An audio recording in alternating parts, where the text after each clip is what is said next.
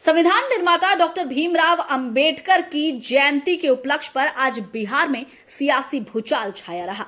वजह थी दलितों की महापार्टी कही जाने वाली राष्ट्रीय लोक जनशक्ति पार्टी, जो कि पशुपति पारस की पार्टी है, एनडीए से किनारा कस लिया।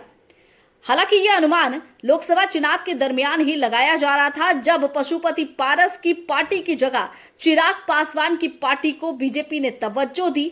6 लोकसभा सीटों पर चुनाव लड़वाया और चिराग पासवान की पार्टी को जीत भी मिली और पशुपति पारस को लॉलीपॉप यानी ठेंगा दिखा दिया। एक बार फिर से विधानसभा चुनाव में स्थिति ऐसी ना हो, इसे देखते हुए पशुपति पारस ने अब ऐलान किया है कि उनकी पार्टी बिहार के 243 विधानसभा सीटों पर अलग चुनाव लड़ेगी। उन्होंने साफ तौर पर कहा कि बीजेपी की तरफ से उन्हें कोई तवज्जो नहीं दी जा रही थी, उनकी पार्टी को दरकिनार किया जा रहा था और इसे देखते हुए ही उन्होंने ऐसा निर्णय लिया है।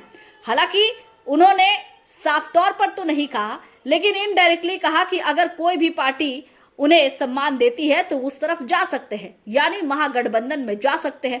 दूसरी तरफ महागठबंधन में बिहार में राजद है, कांग्रेस है और राजद किसी भी कीमत पर पशुपति पारस को खोना नहीं चाहेगी, क्योंकि उसे भी पता है कि 2020 के तरह अगर फिर से राजद को ऊपर उठाना है तो पशुपति पारस का साथ चाहिए, क्योंकि दलितों की पार्टी रही है और दलितों के उत्थान की बात पार्टी करती है। शायद अगर राजद पशुपति पारस को अपने खेमे में ले ले तो कुछ हद तक दलित वोटर्स उनके साथ आ सकते हैं।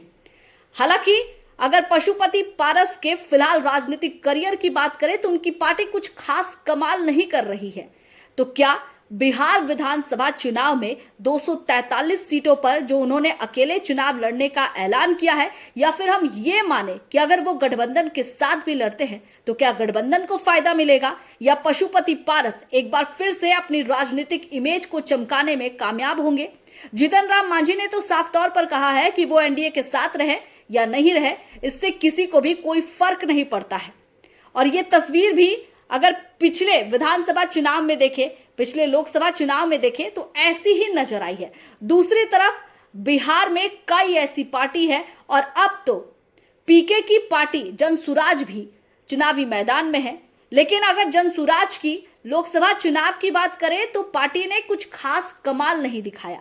लेकिन यह भी नहीं भूलना चाहिए, लोकसभा चुनाव और विधानसभा चुनाव में जनता अलग अलग मुद्दों को चुनती है और उसी हिसाब से वोट करती है। प्रशांत किशोर भले ही रणनीतिकार रहे हों, कई सीएम उन्होंने बनाए, पीएम भी बनाए, लेकिन अपनी पार्टी को उस कामयाबी के रास्ते तक पहुंचाने में फिलहाल फेल ही साबित हो रहे हैं। खैर, अब देखना है कि पशुपति पारस का ये निर्णय बिहार की जनता को पसंद आता है। क्या दलित वोटर्स उनके साथ जाते हैं, या फिर इस बीच में एनडीए यानी बीजेपी की अगर हम बात करें तो एक बार फिर से पशुपति पारस को मनाने में कामयाब होती है। मेरा ये वीडियो आपको कैसा लगा, कमेंट करके जरूर बताइएगा।